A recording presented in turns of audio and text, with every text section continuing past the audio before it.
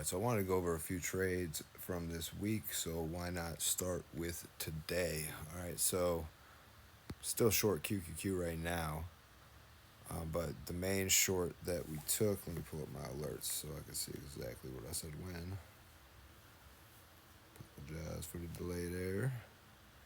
Alright, so when QQQ started making crazy new highs again, around 705, this epic gamma squeeze that we're in here, that is when I started saying, all right, why don't we pull up the 705 puts, and you can look. Got an alert there. Gotta see what that is. It's a gap fill. Not one we're trading right now. Anyway, so at that point in time is when I was like, hey, might be a good time to pull up your charts and take a gander. Let's make sure my mic isn't covered.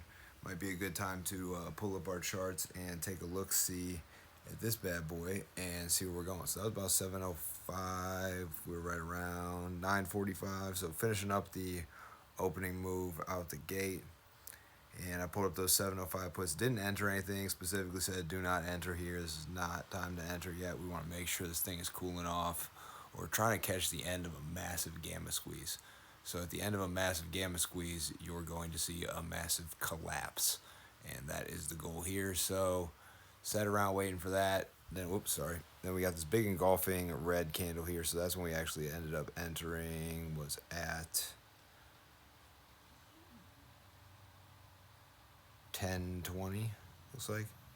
Right around 10:20, we see this big red candle coming in. And at that point in time, at the bottom of the red candle, I'm like, okay, we're in the 705s now. I have a nice 50% return on my 706 puts. We closed the 706 puts there, and I added some 705 puts.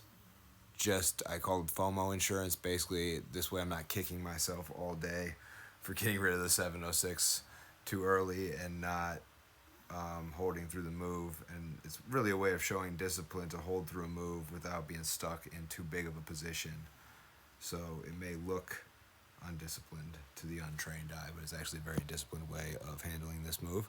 So we came down, I got profits, got out of 50%.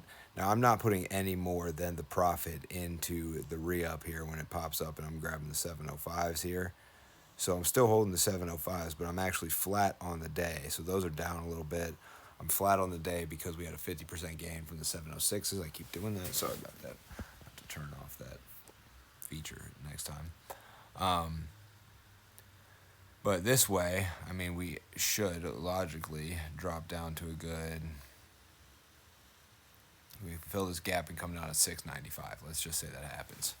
If we fill the gap to come down to 695, those $100 705 puts are about to be worth $1,000.